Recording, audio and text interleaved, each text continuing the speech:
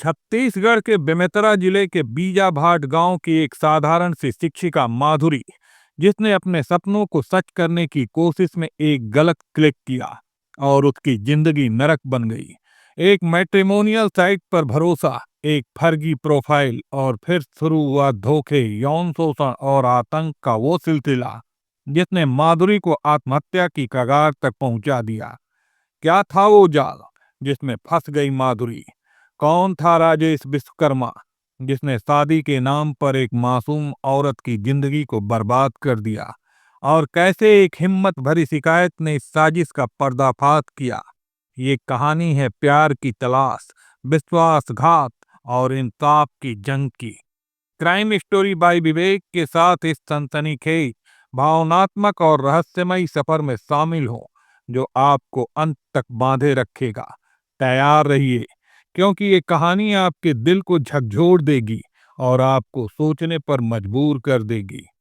छत्तीसगढ़ के बेमेतरा जिले से महज 3 किलोमीटर दूर बीजाभाट गांव में एक छोटा सा मिट्टी का घर था, जिसकी दीवारें सादगी और मेहनत की कहानियां बयां करती थी।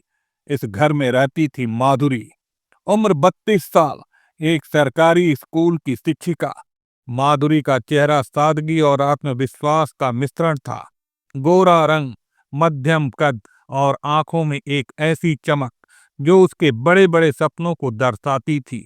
उसके लंबे काले रेशमी बाल हवा में लहराते और उसकी मुस्कान बच्चों को पढ़ाने की उसकी लगन को बयां करती थी। माधुरी अपने स्कूल में बच्चों की फेवरेट टीचर थी।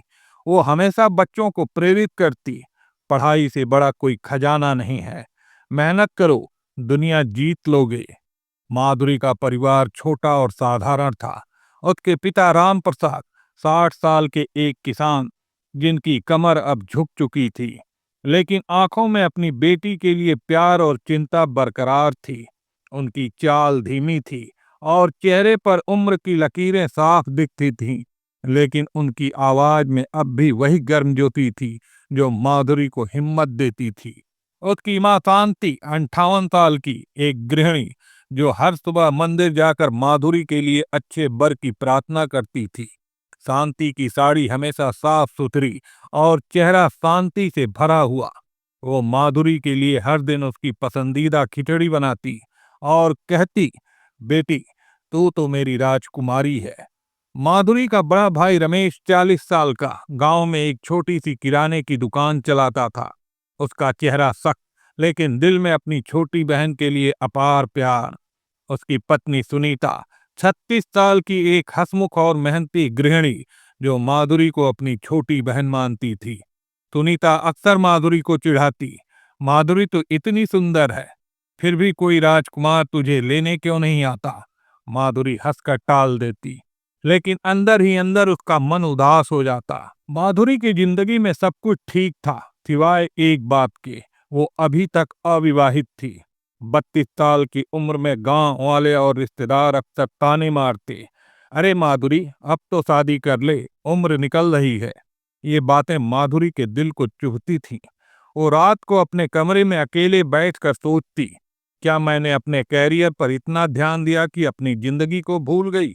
उसका दिल एक प्यार भरे जीवन साथी की तलाश में बेचैन था।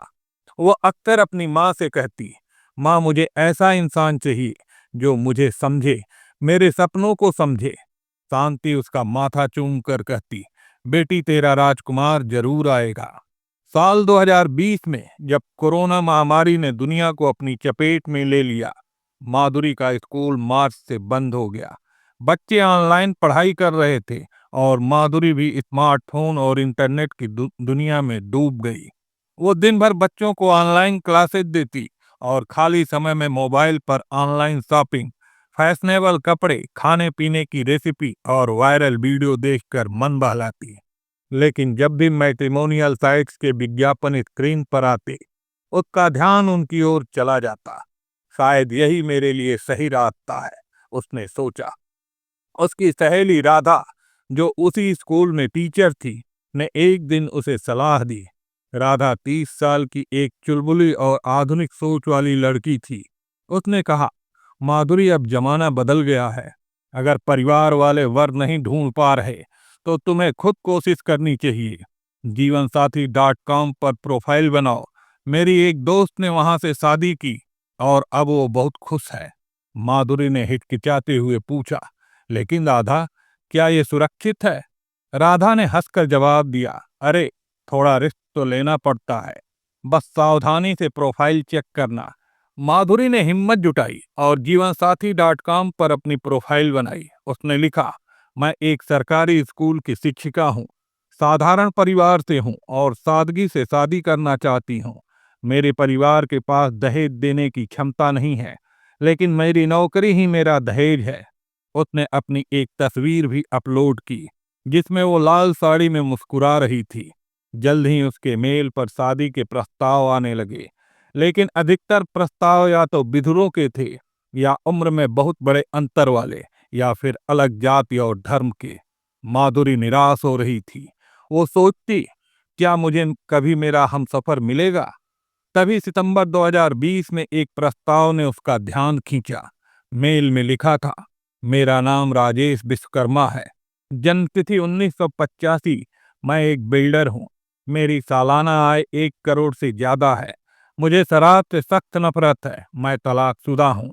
मेल के साथ एक तस्वीर थी, एक हैंडसम सूट बूट में सजा, आत्मविश्वास से भरा हुआ चेहरा।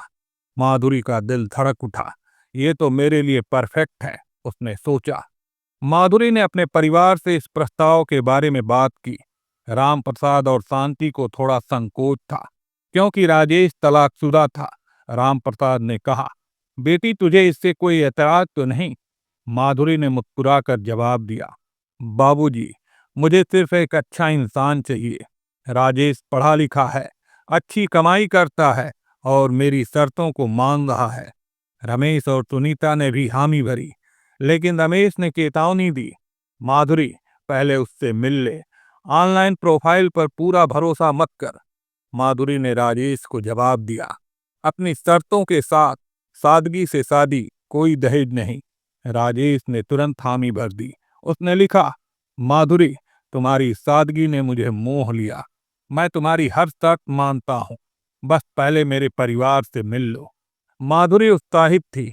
उसने अपने माता पिता को साथ लिया और सितंबर 2020 में इंदौर के लिए रवाना हो गई। इंदौर में राजेश ने माधुरी और उसके परिवार की खूब आवभगत की। राजेश, जैसा उसने बताया, उम्र 35 साल, लंबा कद, गोरा रंग और आकर्षक व्यक्तित्व।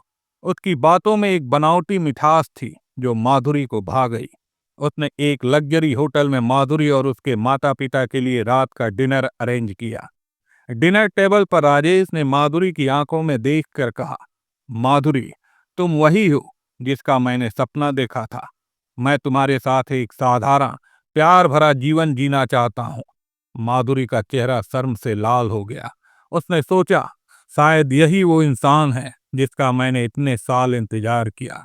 राजेश ने शादी की तारीख तय की, 24 अक्टूबर 2020, रायपुर में। उसने कहा, मैं शादी का सारा खर्च उठाऊंगा, तुम बस अपने जरूरी सामान और कपड़े लेकर आना। माधुरी और उसके परिवार को ये बात थोड़ी अटपटी लगी, लेकिन राजेश की बातों और आत्मविश्वास ने उन्हें चुप करा दिया। 24 अक्टूबर 2020, रायपुर के एक लग्जरी होटल में शादी की तैयारियां जोरों पर थी। माधुरी ने लाल रंग की खूबसूरत साड़ी पहनी थी और उसका चेहरा दुल्हन के जोड़े में चमक रहा था। उसके माता पिता और भाई भाभी खुशी से फूले नहीं समा रहे थे, लेकिन एक बात खटक रही थी, राजेश के परिवार से कोई नहीं आया था। केवल उसके 4-5 दोस्त, विपिन भदौरिया, विवेक शर्मा और 2-3 नौकर मौजूद थे। सारा इंतजाम एक इवेंट मैनेजमेंट कंपनी ने किया था। रमेश ने राजेश से सवाल किया, तुम्हारे परिवार वाले कहाँ हैं? राजेश ने बनावटी उदासी के साथ जवाब दिया, मेरे परिवार को ये शादी मंजूर नहीं थी, वे मुझे कहीं और शादी करना चाहते थे, लेकिन मैं माधुरी से प्यार करता हूँ, इसलिए मैंने उनकी मर्जी के खिलाफ ये कदम उठाया। उसने ये भी जोड़ा, कोरोना की वजह से भी लोग शादी ब्याह में आने से बच रहे हैं। माधुरी के परिवार ने उसकी बात पर भरोसा कर लिया। शादी भव्य तरीके से संपन्न हुई। माधुरी के चेहरे पर मुस्कान थी। वो राजेश का हाथ थामे मंडप में बैठी थी और उसके मन में एक नई जिंदगी की उम्मीदें थी। वो सोच रही थी, अब मेरी जिंदगी पूरी हो जाएगी। एक प्यार भरा परिवार, एक प्यारा सा घर और बच्चे। लेकिन उसे क्या पता था कि ये सपने जल्द ही एक भयानक दुस्वप्न में बदल जाएंगे। शादी के बाद राजेश माधुरी को लेकर इंदौर चला गया, जबकि उसका परिवार छत्तीसगढ़ लौट गया। इंदौर में राजेश ने माधुरी को 4 दिन तक एक होटल में ठहराया। इन 4 दिनों में माधुरी को राजेश की कुछ आदतें अजीब लगी। वो अक्सर रात को देर तक फोन पर बात करता और उसकी बातों में एक ठंडापन था। माधुरी ने सोचा, शायद शादी के बाद का तनाव है, सब ठीक हो जाएगा। लेकिन जब राजेश उसे अपने युवराज फार्म हाउस में ले गया, तब माधुरी की दुनिया उलट गई। युवराज फार्म हाउस, जो मांगलिया इलाके में 1 लाख वर्ग फीट में फैला था, बाहर से देखने में शाही महल जैसा था। इसमें एक बड़ा सा बार, लग्जरी कारें और एक मिनी थिएटर जैसा सेटअप था। लेकिन अंदर का माहौल माधुरी के लिए नरक से कम नहीं था। शुरुआती 5 दिन राजेश ने उसे एक कमरे में बंद रखा। उसने कहा, मेरे परिवार वाले अभी भी नाराज हैं, तुम्हें थोड़ा समय यहाँ अकेले रहना होगा।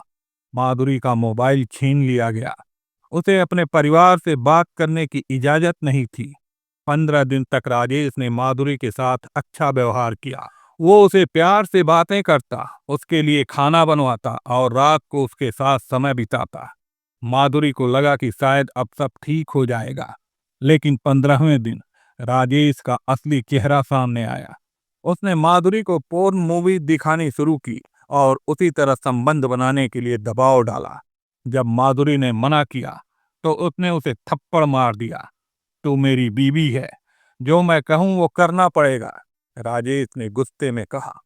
फार्म हाउस में माधुरी का जीवन नरक बन गया। राजेश और उसके दोस्त विपिन भदौरिया, विवेक विश्वकर्मा और अंकेश बघेल उसके साथ अमानवीय व्यवहार करने लगे। विपिन, उम्र 40 साल, एक क्रूर और हथियारों का शौकीन अपराधी, जिसके चेहरे पर हमेशा एक डरावनी मुस्कान रहती थी। उसकी आंखों में एक खतरनाक चमक थी और वो अपनी फेसबुक प्रोफाइल पर बंदूक थामे फोटो डालता था। विवेक, 36 साल का, राजेश का चचेरा भाई, जो बाहर से शांत दिखता था लेकिन अंदर से उतना ही खतरनाक था। अंकेश, 30 साल का, राजेश का नौकर, जो हर गलत काम में उसका साथ देता था। फार्म हाउस में अय्यासियों की पार्टियां होती थीं। राजेश और उसके दोस्त नशे में धुत होकर माधुरी को बिना कपड़ों के डांस करने के लिए मजबूर करते। जब वो मना करती, तो उसे ठंडा पानी डालकर टार्चर किया जाता। सिगरेट से उसके शरीर को दागा जाता। कई बार राजेश के दोस्तों ने उसके साथ गैंगरेप किया। माधुरी की चीखें फार्म हाउस की दीवारों में गूंजती थी, लेकिन कोई मदद को नहीं आता था। माधुरी ने पुलिस को बताया, मुझे ऐसा लगता था जैसे मैं एक जेल में हूँ। मेरे पास न मोबाइल था, न आज़ादी। राजेश मुझे कहता था कि अगर मैंने किसी से शिकायत की, तो वो मेरे परिवार को मार देगा। उसकी आंखों में डर और बेबसी थी। वो रात रात भर रोती, लेकिन कोई सुनने वाला नहीं था। उसने एक बार भागने की कोशिश की, लेकिन अंकेश ने उसे पकड़ लिया और राजेश को बता दिया। राजेश ने उसे इतना मारा कि वो कई दिन तक बिस्तर से उठ नहीं पाई। 16 सितंबर 2021 माधुरी को एक मौका मिला। राजेश और उसके दोस्त नशे में धुत थे। फार्म हाउस का गेट खुला था और नौकर सो रहा था। माधुरी ने हिम्मत जुटाई और वहां से भाग निकली। वो सीधे बस स्टैंड पहुंची और छत्तीसगढ़ के लिए बस पकड़ ली। अपने घर पहुंचकर वो अपनी मां शांति की गोद में सिर रखकर फूट फूट कर रोने लगी। मां, मैंने गलत इंसान पर भरोसा किया, मेरी जिंदगी बर्बाद हो गई, उसने कहा।